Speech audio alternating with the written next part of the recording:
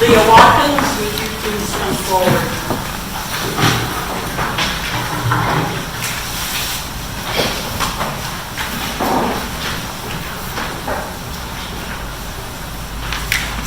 Hello again.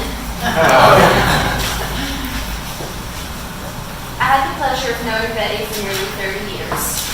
While she was technically my cousin, she filled the role of grandmother very well, as I lost my maternal grandmother at 6 years old. The Betty I knew was kind, nurturing, and pleasant to be around.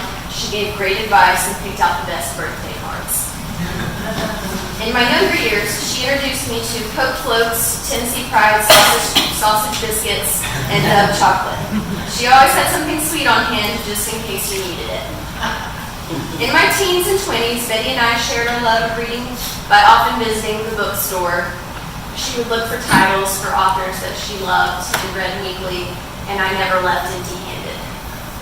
She was a very giving person, always trying to repay me for spending time with her, a gesture that was never needed, but she always attempted to do. Betty was an intellectual. She enjoyed challenging her mind. When her mind was sharp, it was nothing for her to read 2 to 3 novels in a week's time.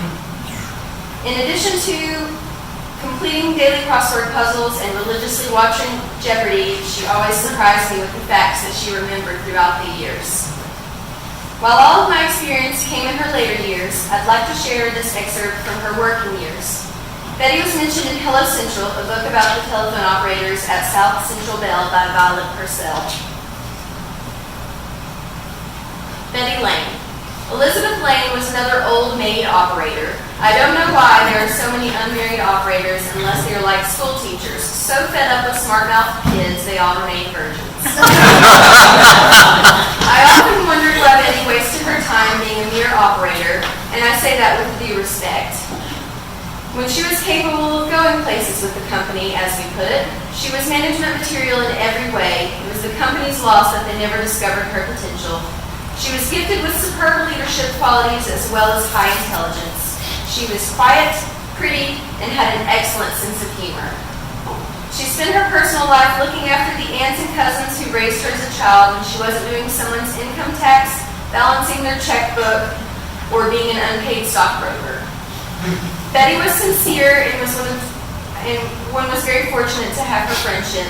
She was a whiz at figures and never seemed to have a care in the world, an unusual trait for an operator, as most were burdened with real or imaginary problems most of the time and were only too glad to share them with anyone they could pour in a locker room to listen. I'm sure she must have had troubles now and then, but one would never know it by talking to her. Sorry, I have to go back to my other notes.